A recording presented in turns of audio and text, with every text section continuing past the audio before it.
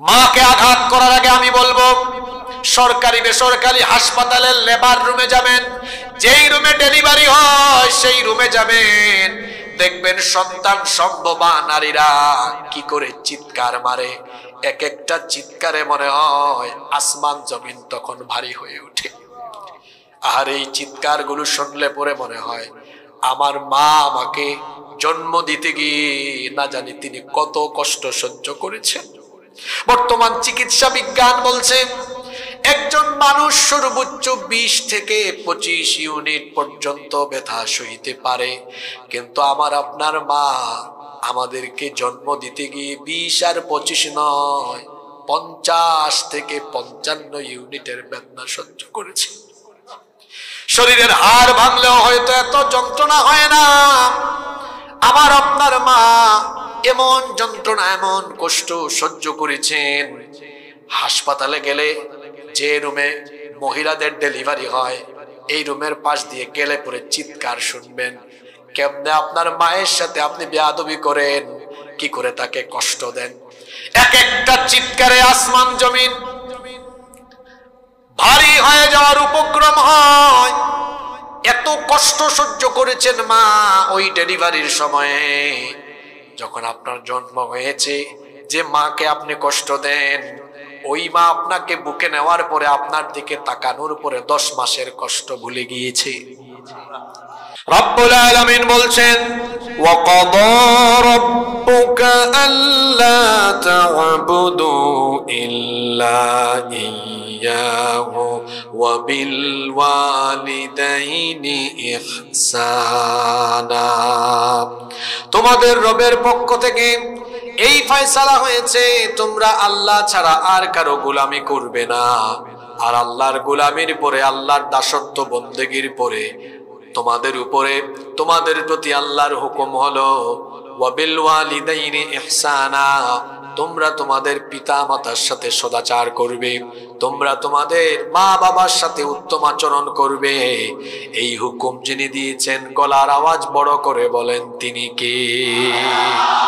এখানে আমরা যারা বসে আছি আমাদের অস্তিত্বের জন্য আল্লাহর পরেই আমরা যাদের কাছে ঋণী তারা হচ্ছেন আমাদের মা এবং আমাদের বাবা। আমাদের মা বাবার মাধ্যমেই আমরা এই দুনিয়াতে এসেছি এবং সেই মা বাবার ব্যাপারে আল্লাহর আদেশ হলো তুমি তোমার মা বাবার সাথে ইহসান করো, সদাচার করো, সুন্দর আচরণ করো। মা বাবা বড় সেনসিটিভ জায়গা।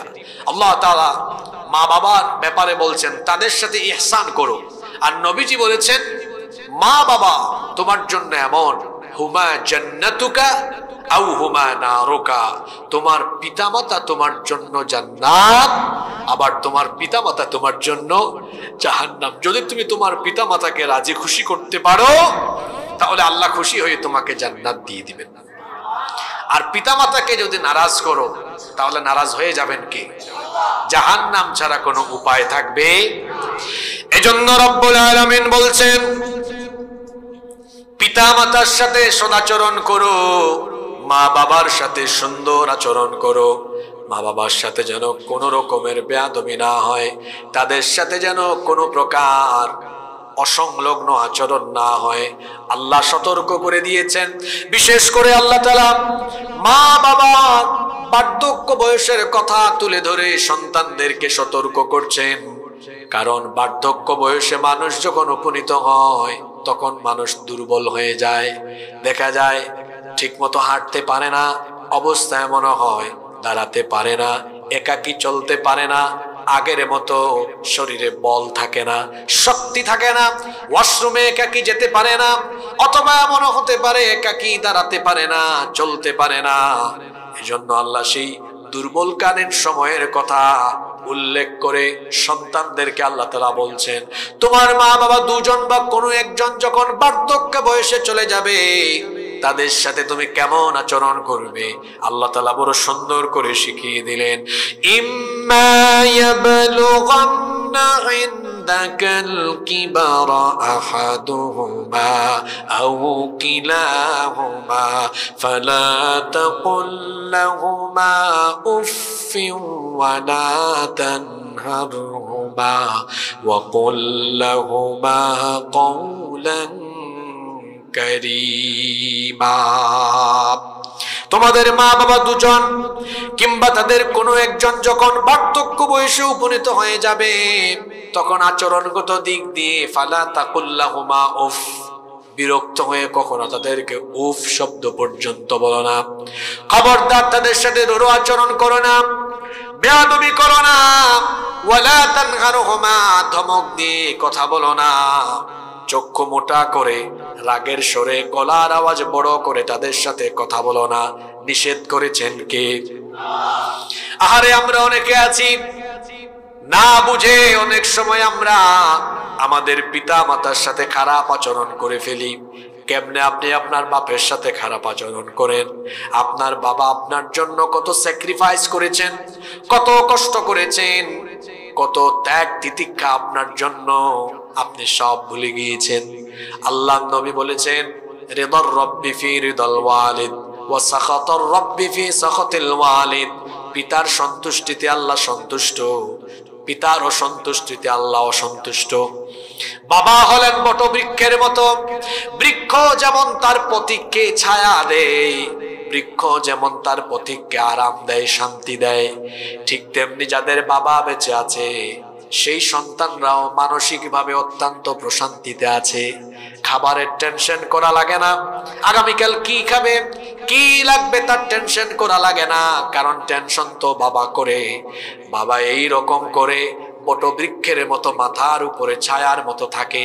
যার বাবা নাই সে বুঝে বাবার অভাব, কারণ বাবা জান নাই তার টেনশনের কোনো অভাব নাই। বাবার সাথে কখনো ধমক দিয়ে কথা বলবেন না, গলা উঁচু করে কথা বলবেন না, কারণ আপনার বাপের অনেক স্যাক্রিফাইস আছে আপনার জন্য। আজ আপনার বাবা বয়স্ক মানুষ, বুড়া মানুষ, তিনি তার রুমে একাকী পড়ে আছেন, অসুস্থ মানুষ, তার চিকিৎসা করান না। কেমন করে এমনটা করতে পারলেন? আপনার তো এখন মনেও নাই সেই ছোট্ট কালে যখন আপনার ভাষা ছিল না, কান্না করতেন, কথাও বলতে পারতেন না। সেই সময় আপনি অসুস্থ হলে পরে আপনার বাবা সবকিছু ফেলে আপনাকে কুলে নিয়ে হাসপাতালে দৌড়িয়েছে। টাকা না থাকলে পরে মানুষের কাছ থেকে হাত পেতে টাকা এনেছে কিংবা ধার করে এনেছে।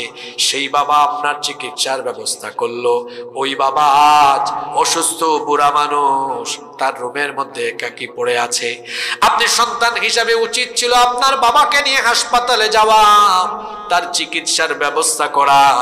আপনি সেটা করলেন না।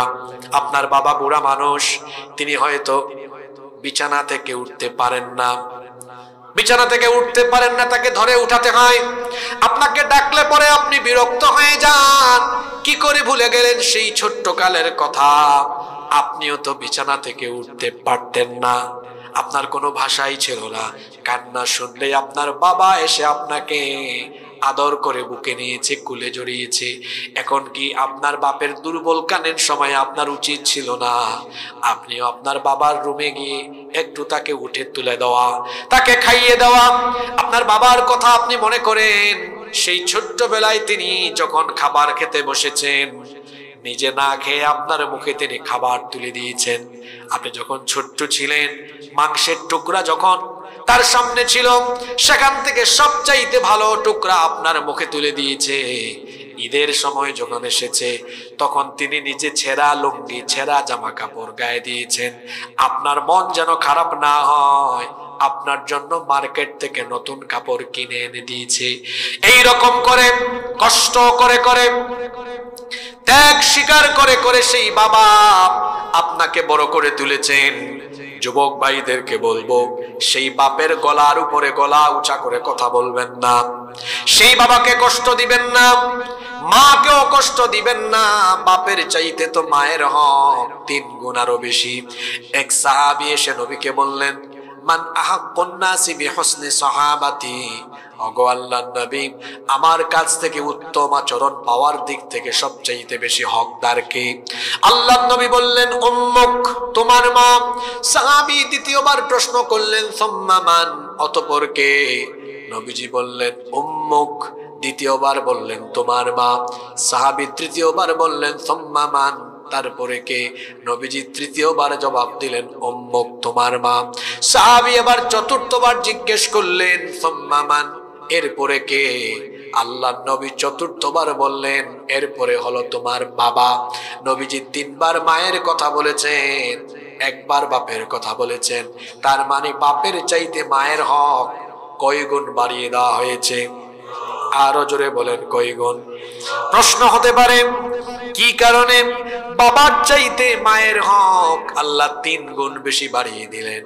আমার মতো হুজুর ব্যাখ্যা করা লাগবে না, আল্লাহ নিজেই বলে দিয়েছেন কেন তোমার মায়ের অধিকার আমি 3 গুণ বাড়িয়ে দিয়েছি। শোনো, কোরআনে কারীমের 46 নম্বর সূরা সূরাতুল আহকাফের 15 নম্বর আয়াতে আল্লাহ তাআলা বলছেন ওয়া ওয়াসাইনাল ইনসানা বিওয়ালিদাইহি ইহসানা হামালাতুহু উম্মুহু কুরহান ووضعته كرها وحمله وفصاله 30 شهرا।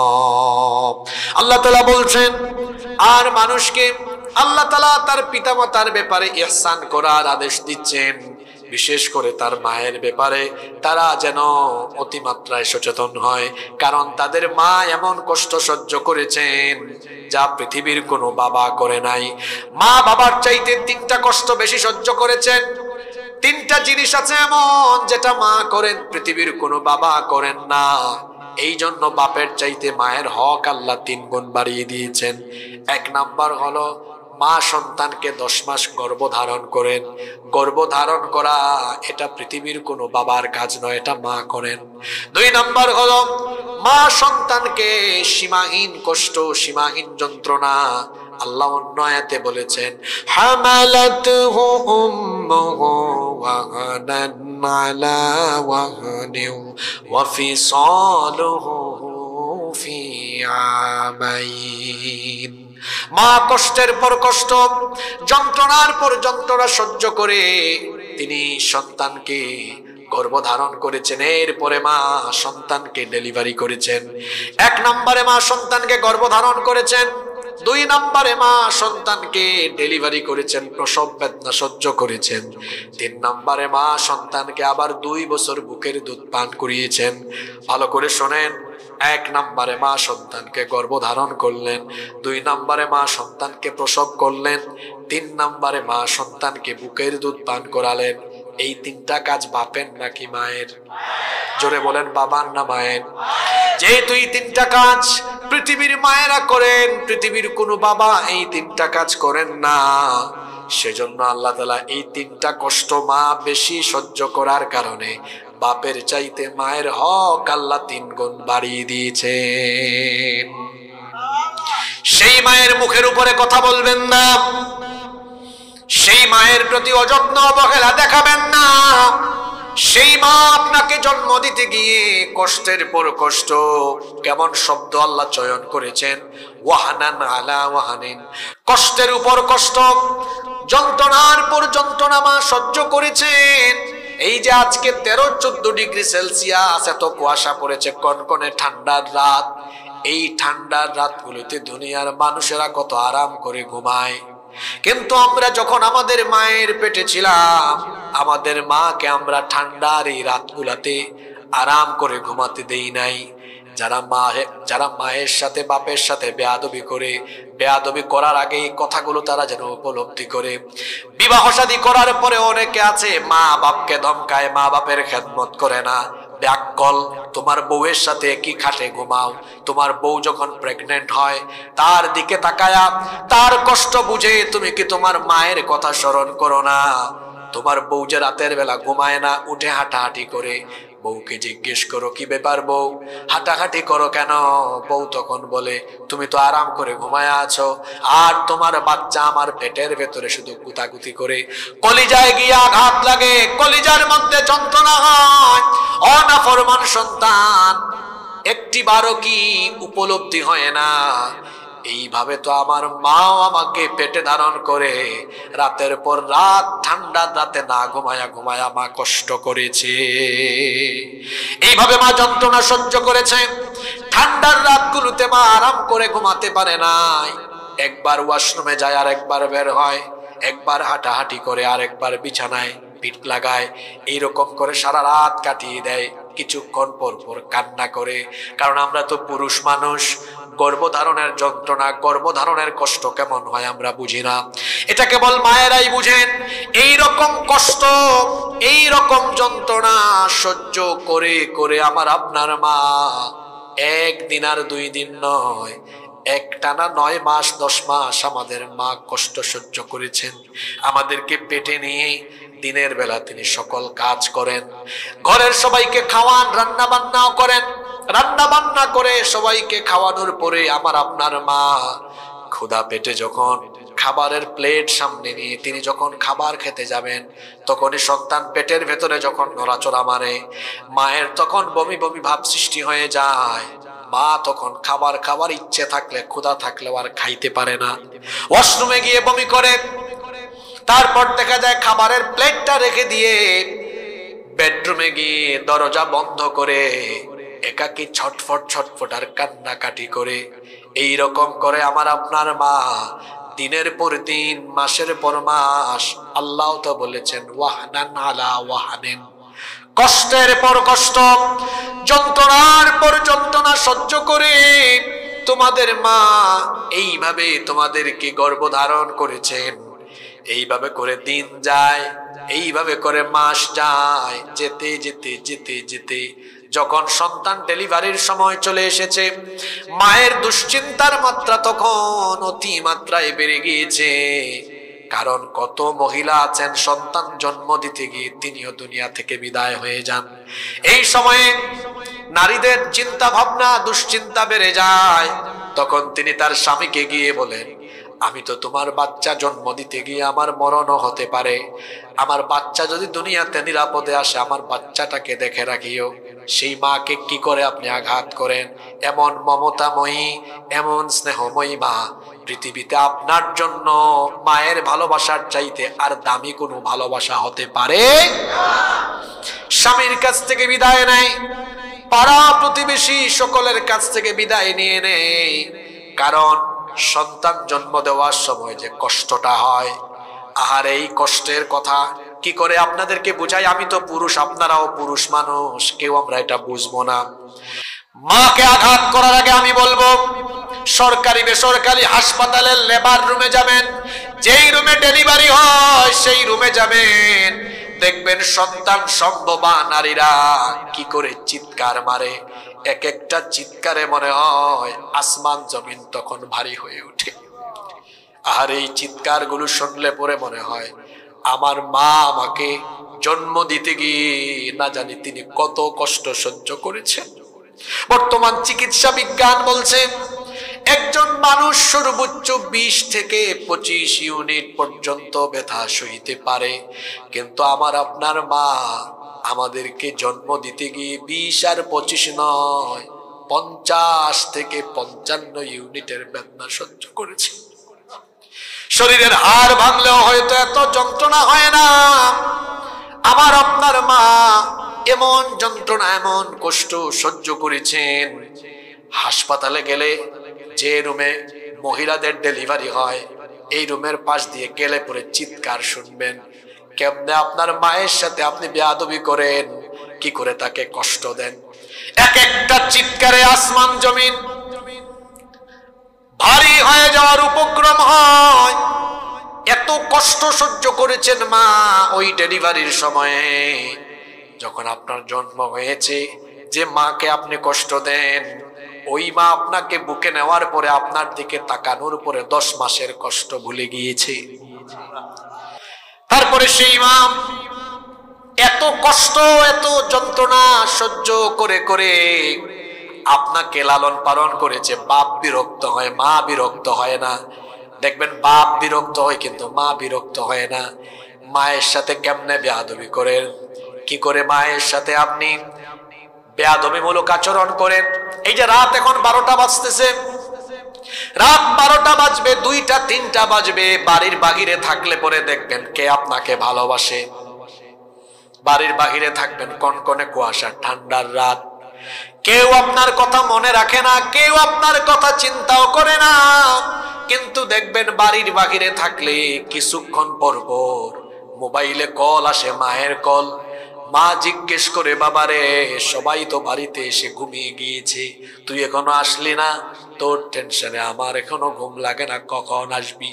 মায়ের এরকম কল আসতেই থাকে, আসতেই থাকে, আসতেই থাকে। বাড়ি গিয়ে দেখবেন গভীর রাতে সবাই ঘুমিয়ে গিয়েছে, কেউ আপনার অপেক্ষায় নাই। কনকনে ঠান্ডার রাতে মা দেখবেন 2 হাতকে এভাবে করে দরজার মধ্যে আপনার জন্য পাহারাদারের মতো দাঁড়ায় আছে। সেই মাকে আপনি ভুলে গিয়েছেন, যেই মা ছোটবেলায় আপনাকে এমন ভাবে লালন পালন করেছে। এখন আপনার মা বুড়ি হয়ে গিয়েছেন, অসুস্থ মানুষ, হয়তো মাঝে মাঝে ঘরটাকে ময়লা করে ফেলেন, নোংরা করে ফেলেন, আপনি বিরক্ত হন।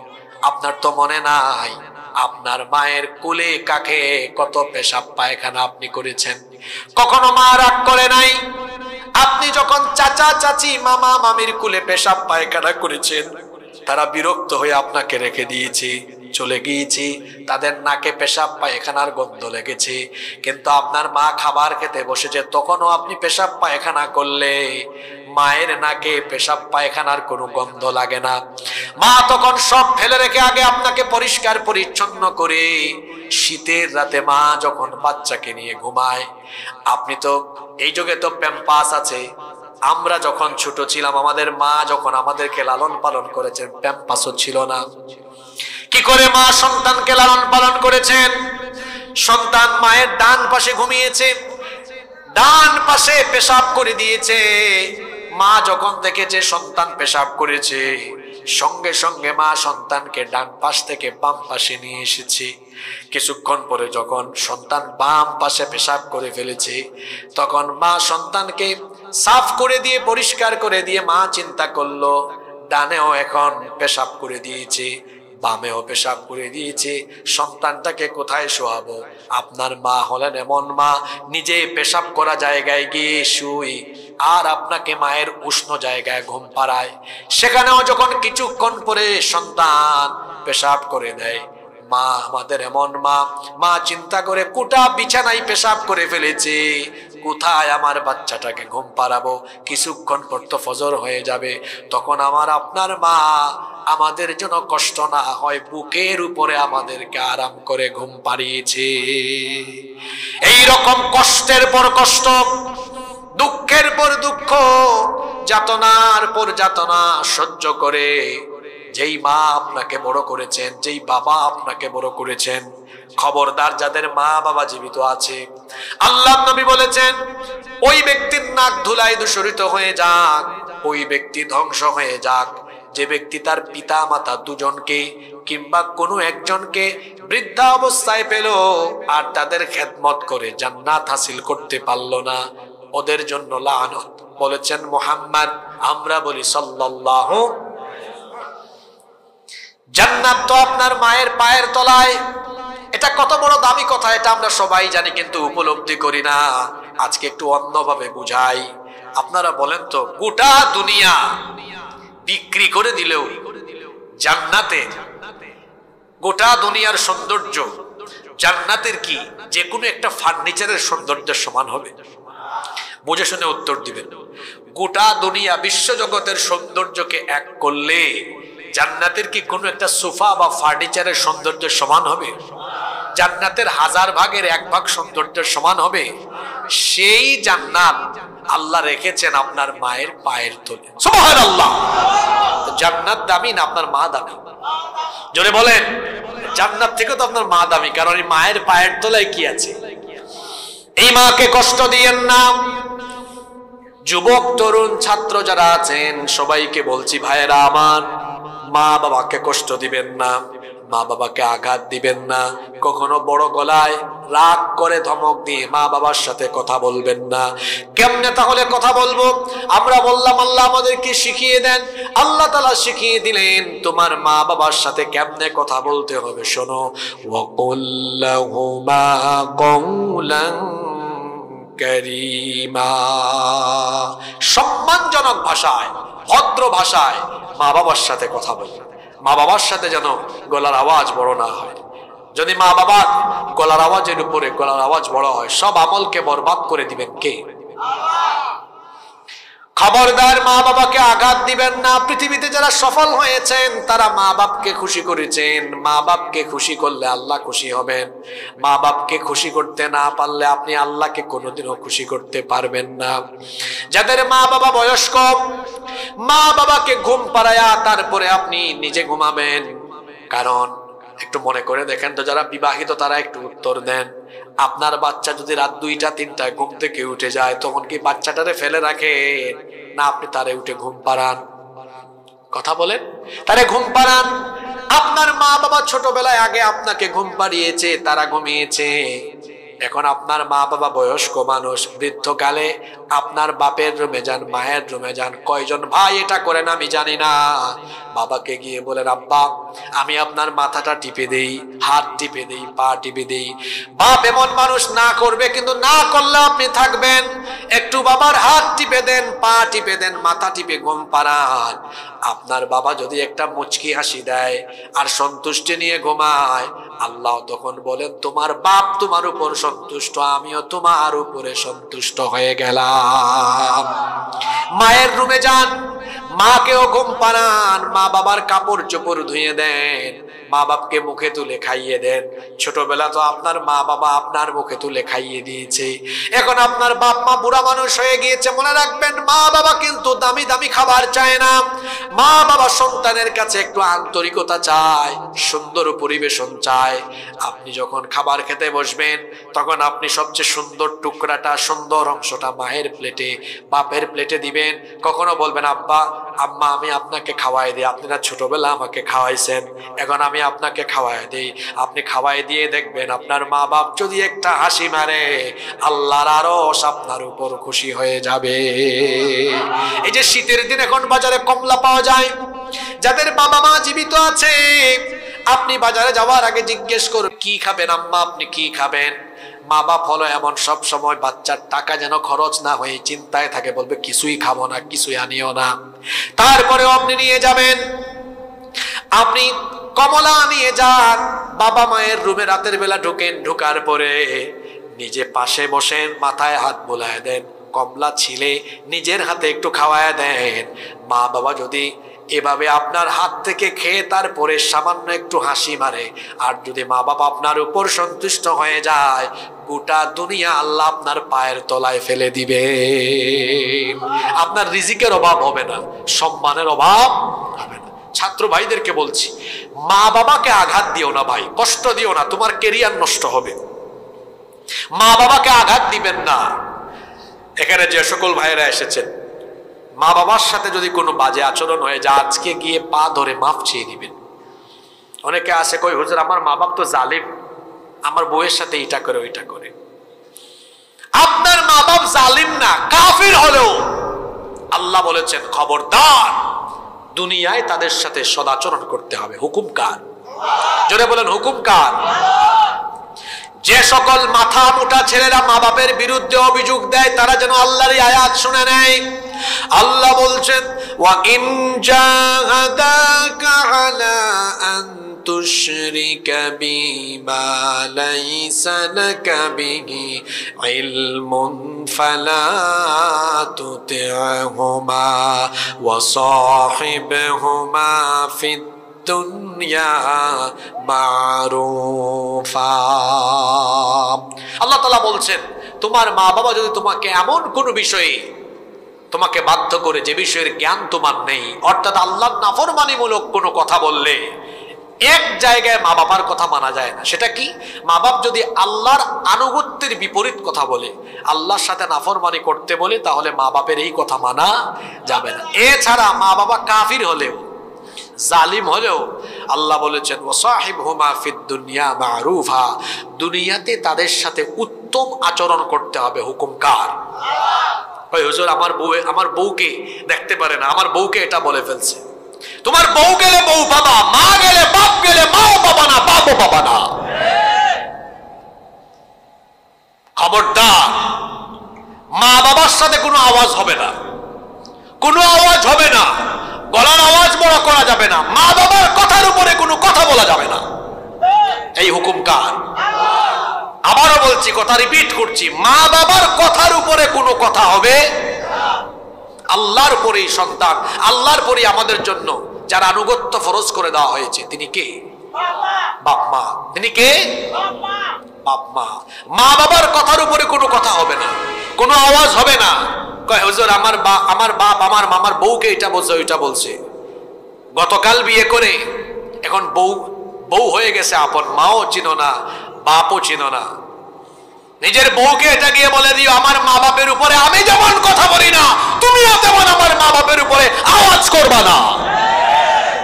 আপনি বলে দেখেন তো, বউয়ের ঘরের বউ, তার ক্ষমতা আছে আপনার বাপ মায়ের উপরে কথা বলা? ডিরেক্ট বলে দিবেন আমি যেভাবে আমার মা বাপের উপরে আওয়াজ করি না, খবরদার তুমিও আমার মা বাবার মুখের সামনে আওয়াজ করতে পারবা না। খবরদার, সাবধান করে দিতে হবে। কারণ আমার আপনার জন্য সবচেয়ে বড় পীর হলেন কে? জোরে বলেন, সবচেয়ে বড় পীর কে? হযরত আবু হুরায়রা রাদিয়াল্লাহু আনহু, আবু হুরায়রা রাদিয়াল্লাহু আনহু তিনি রাসূলের কাছে একবার এসেছেন, কাঁদতেছেন, কান্না করছেন। নবীজি জিজ্ঞেস করলেন আবু হুরায়রা তুমি কাঁদো কেন? তিনি বললেন ইয়া রাসূলুল্লাহ, আমরা বলি সাল্লাল্লাহু আলাইহি ওয়াসাল্লাম, আমার মা আমাকে মেনেছেন। কেন মেরেছেন? তিনি বললেন প্রতিদিন আমি আপনার কাছে আসি, এটা আমার মায়ের ভালো লাগে না, তিনি আমাকে অনেক গালিগালাজ করেন। আজকে যখন আসতেছিলাম বললেন কোথায় যাও, আমি যখন আপনার কথা বললাম আজকে তিনি গালিগালাজি শুধু করলেন না, বরং তিনি এগিয়ে এসে আমাকে মারলেন। এজন্য আমি কান্না করছি।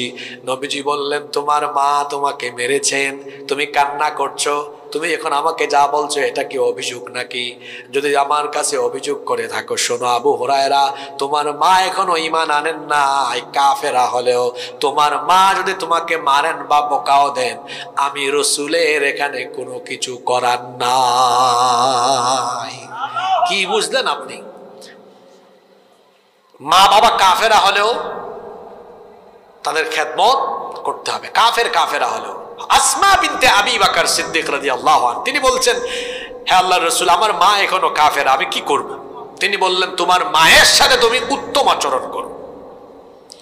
মা বাবা যদি অমুসলিম হয়, এমনকি জালিমও যদি হয়, মা বাবার সাথে সুন্দর আচরণ করতে হবে।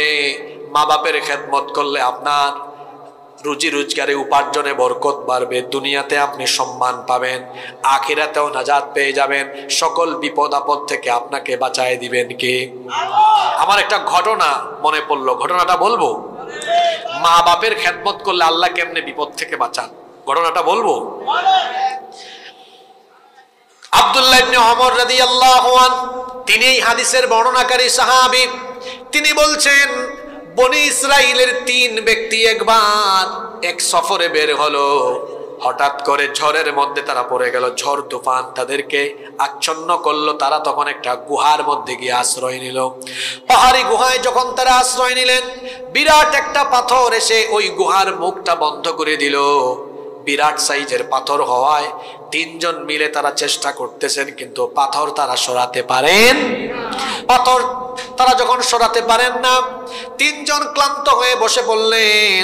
তারপরে 3 জন পারস্পরিক কথা বলছেন, চলো যে কঠিন বিপদে আমরা পড়েছি, এই বিপদ থেকে বাঁচার জন্য আমাদের নেক আমলের দোহাই দিয়ে, ওসিলা দিয়ে আল্লাহর কাছে আমরা পানাহ চাই। 3 জনের একজন বলল, আল্লাহ, আমার এক কাজিন ছিল, চাচাতো বোন ছিল, আমি তার প্রতি আকৃষ্ট ছিলাম, কিন্তু কোনোভাবে আমি তাকে বশ করতে পারছিলাম না। দুর্ভিক্ষের সময় একবার সে আমার কাছে আসলো সাহায্য চাইতে। আমি তাকে বললাম ঠিক আছে, আমি তোমাকে 100 দিনার দিব, কিন্তু আমার সাথে একান্তে তোমার মিলিত হতে হবে। আমার চাচাতো বোন তখন দুর্ভিক্ষের কারণে আমার প্রস্তাব মেনে নিল। যখন আমি তাকে এই দিনার দিয়ে দিলাম আর আমি তার কাছে যখন গেলাম, সে আমাকে বলল, আল্লাহর বান্দা, তুমি আল্লাহকে ভয় করো। জানি না ওই কথা শোনা মাত্রই আমার কলিজাটা কেন জানি কেঁপে উঠলো। সঙ্গে সঙ্গে আমি চলে গেলাম। আল্লাহ, সেই দিন আমি নিজেকে এই খারাপ কাজ থেকে তোমার ভয়ে বিরত রেখেছিলাম।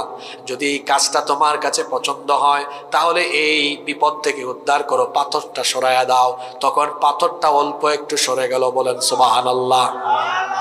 আরেক ব্যক্তি বলল, আল্লাহ, আমার একজন কর্মচারী ছিল, আমি তাকে আমার এক কাজে নিযুক্ত করেছিলাম, কিন্তু সে আমার কাছ থেকে মজুরি না নিয়ে চলে গিয়েছিল। এই আল্লাহর বান্দা আমার কাছে আসে না, আমি তার মজুরি ব্যবসায় খাটালাম। যখন আমি তার মজুরি খাটালাম, তখন মজুরি খাটাতে খাটাতে বিরাট পশুর পাল হয়ে গেল। বহু বছর পরে ওই লোক আমার কাছে আসলো, এসে বলল, আমি খুব বিপদে আছি, তোমার কাছে একবার কাজ করেছিলাম, তুমি আমাকে পারিশ্রমিক দাও নাই, আমার মজুরি দাও। আমি বললাম, এই যে বিরাট পশুর পাল, এই সম্পদ সব তোমার। সে তখন বলে, মস্কারা করো, আমার সাথে ঠাট্টা করো, আমার এত কিছু তো লাগবে না, আমি তো কাজ করেছি, সামান্য পারিশ্রমিক পাবো, এই সামান্য পারিশ্রমিকটুকু দিয়ে দাও। আমি বললাম, আল্লাহর কসম, তোমার পারিশ্রমিক সামান্য নয়, তুমি চলে যাওয়ার পরে এটাকে আমি কাজে লাগাতে লাগাতে বরকত হতে হতে এত সম্পদ হয়েছে। সুবহানাল্লাহ। সব তুমি নিয়ে যাও। হে আল্লাহ, আমি যদি তোমাকে খুশি করার জন্য এই কাজটা করে থাকি তাহলে বিপদ থেকে উদ্ধার করো। পাথরটা আরো একটু সরে গেল। পড়েন সুবহানাল্লাহ। বনি ইসরাইলের মোট কয়জন ব্যক্তি ছিল? কয়জনের কথা বললাম? আরো একজন ব্যক্তি। যুবক ভাইয়েরা মনোযোগ দিয়ে শুনেন, যাদের আব্বা আম্মা আছে, কোনো বিপদ আপদ আপনার হবে না, সব বিপদ থেকে আল্লাহ আপনাকে বাঁচায় রাখবেন। মা বাপকে খুশি করেন। বনি ইসরাইলের ওই 3 নাম্বার ব্যক্তি তখন বলল, হে আল্লাহ, আমি তো সামান্য রাখাল, মরুভূমিতে আমি আমার পশুর পাল নিয়ে বের হতাম, আমার মা বাবা দুইজনই বয়স্ক মানুষ, আমার কয়েকটা সন্তানও আছে, আমি সারাদিন পশুর পাল মরুভূমিতে চড়ানোর পরে সন্ধ্যাবেলায় আমি দুধ দহন করানোর পরে আমার বাচ্চাদেরকে আগে খাইতে দিতাম না, আগে আমার বাবা এবং মাকে আমি খাওয়াতাম, এরপরে সন্তান, আমরা স্বামী স্ত্রী সবাই খাইতাম। কিন্তু একদিন আমি বাড়ি ফিরতে দেরি হলো, গিয়ে দেখলাম আমার বাপ মা দুজনই না খেয়ে ঘুমিয়ে গিয়েছেন। চিন্তা করলাম, আমার মা বাপ না খায়া ঘুমায় গেলেন, আমার বাচ্চারা কান্না করে খাবার দিতে পছন্দ করলাম না, কারণ আমার প্রায়োরিটি লিস্টের ফার্স্টে হলো আমার বাপ, আমার মা, এরপরে বউ বাচ্চা। চিন্তা করলাম কি করব, আমি সিদ্ধান্ত নিয়ে নিলাম, আমার বাপ মাকে যতক্ষণ খাওয়াবো না, আমার বাচ্চাদেরকে, বউকে, কাউকে খাওয়াবো না। আমি দাঁড়িয়ে থাকলাম, কিন্তু মনে মনে ভাবছিলাম হয়তো কিছুক্ষণ পরে বা রাতে আমার মা বাবার ঘুম ভাঙবে।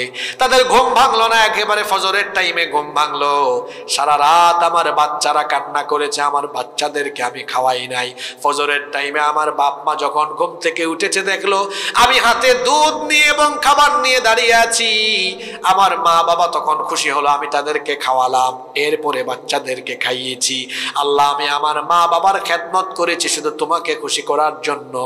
যদি তুমি আমার এই আমলে খুশি হয়ে থাকো তো বিপদ থেকে আমাদেরকে উদ্ধার করো।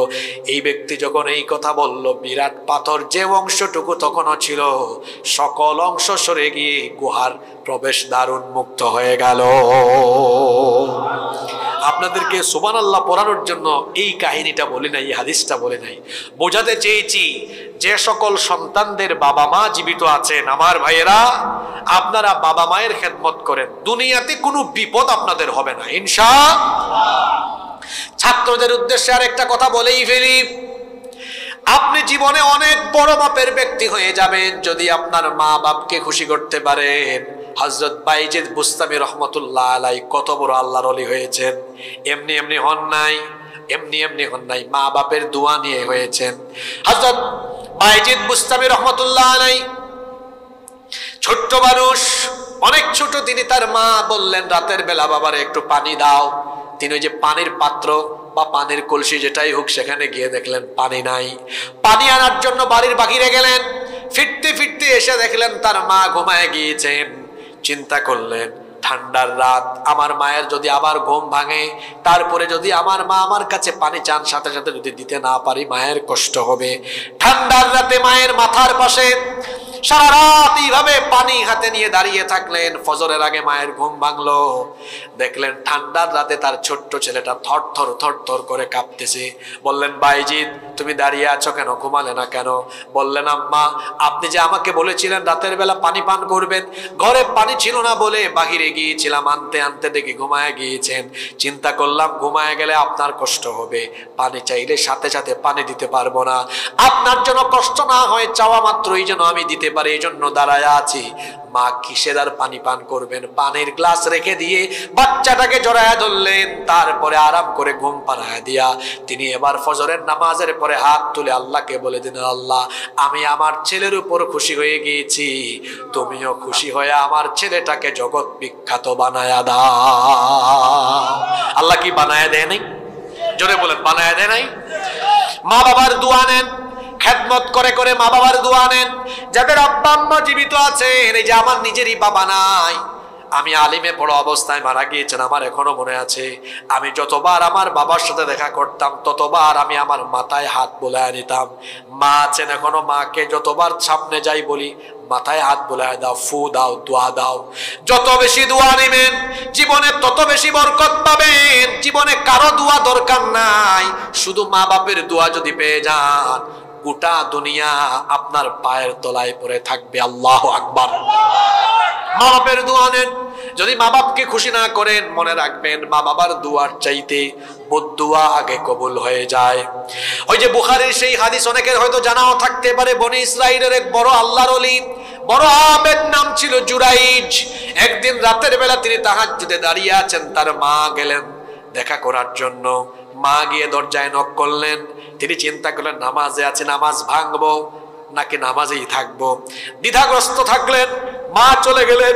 দ্বিতীয় দিন মা আসলেন, সেম অবস্থা হলো। তৃতীয় দিন মা আসলেন, সেম কাহিনী হলো, তিনি জবাব দিলেন না।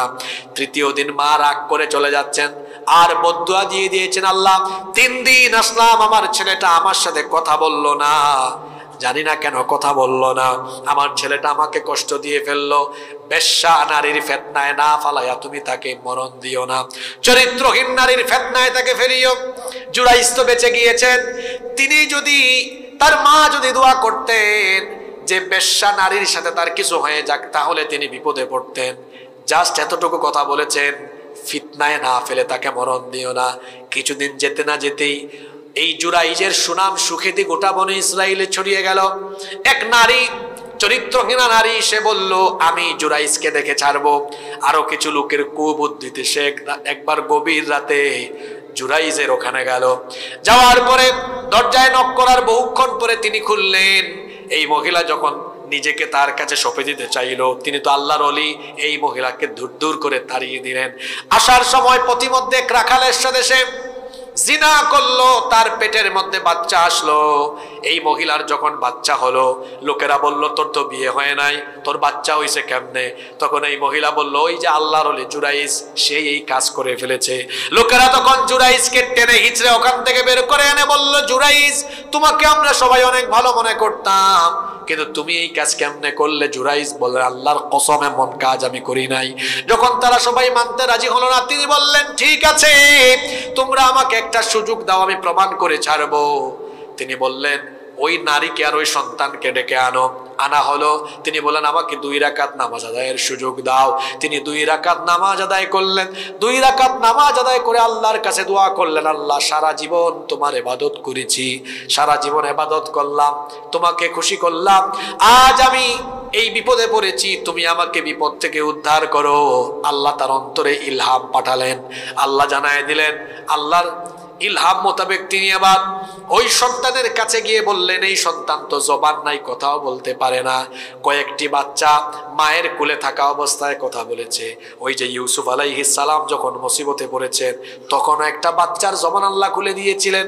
জুরাইজ যখন এই বিপদে পড়েছিলেন, এই ছোট্ট বাচ্চা কথা বলতে পারে না, তিনি তখন বললেন বলো তো দেখি, ওই মহিলার পেটের দিকে ইশারা করে বললেন, পেটের ভেতরে সন্তান, তখন মায়ের কোলে সন্তান, কোন কোন রিওয়ায়াতে এসেছে পেটের ভেতরে, ইশারা করে বললেন বলো তো তোমার বাবাকে। তখন সে ওই রাখালের দিকে ইঙ্গিত করলো, ওই রাখাল হলো আমার বাবা। আল্লাহু আকবার। সবাই তখন অবাক হয়ে গেল। তখন সবাই জুরাইজের কাছে মাফ চাইলো, জুরাইজও বুঝতে পারলেন আমার মাকে নাখুশ করার কারণে এই মুসিবত আমার জীবনে নেমে এসেছে। যুবক ভাইদেরকে বলবো, মা বাপকে নাখুশ করো না, মা বাবাকে কষ্ট দিও না, নইলে জীবনটাকে বরবাদ করে দিবেন কে? সে আল্লাহ বলছেন মা বাবার সাথে সুন্দর আচরণ করো, বিনয়ী হয়ে কথা বলো। আর যাদের মা বাবা জীবিত নাই তাদের উচিত হলো মা বাবার কবরের কাছে যাওয়া, দোয়া করা। মা বাপ জীবিত হোক আর মৃত হোক, মা বাবার জন্য কেমন করে দোয়া করতে হবে আল্লাহ শিখিয়ে দিলেন। যারা পারেন আমার সাথে পড়েন, ওয়াখফিদ লাহুমা জানাহায যুল্লি মিনার রাহমাতি ওয়া কুর রাব্বিরহামহুমা কামা রাব্বায়ানি সগীরা। আল্লাহ তাআলা বললেন তোমার মা বাবা দুজনের জন্য রহমতের ডানা বিছিয়ে দাও আর দোয়া করো, রব্বিরহামহুমা কামা রব্বায়ানি সগীরা। হে রব, আমার মা বাবা ছোটবেলা আমাকে যেভাবে স্নেহের কোলে লালন পালন করেছে, ঠিক তেমনি ভাবে আমার মা বাপ দুজনকে তুমি তোমার রহমতের কোলে লালন পালন করো। বলেন আমিন। অনেক রাত হয়ে গিয়েছি, বেশি কথা বললাম না।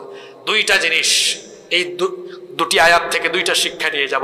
এক, ব্যক্তি থেকে নিয়ে রাষ্ট্র সব জায়গায় আমরা আল্লাহর ইবাদত, আল্লাহর আনুগত্য করব। দুই, পিতামাতার সাথে বাজে আচরণ করব না, খারাপ আচরণ করব না। কারণ পিতামাতাকে নারাজ করলে নারাজ হয়ে যাবেন কে? পিতামাতাকে খুশি করলে খুশি হয়ে যাবেন কে? এজন্য যাদের বাবা মা আছে অনুরোধ করে যাব, বাবা মায়ের খেদমত করেন, মা বাপকে খুশি করেন। কারণ মা বাবার চাইতে দামি কোনো নিয়ামত পৃথিবীতে আর হতে পারে। আল্লাহ আমাদেরকে আমলের তৌফিক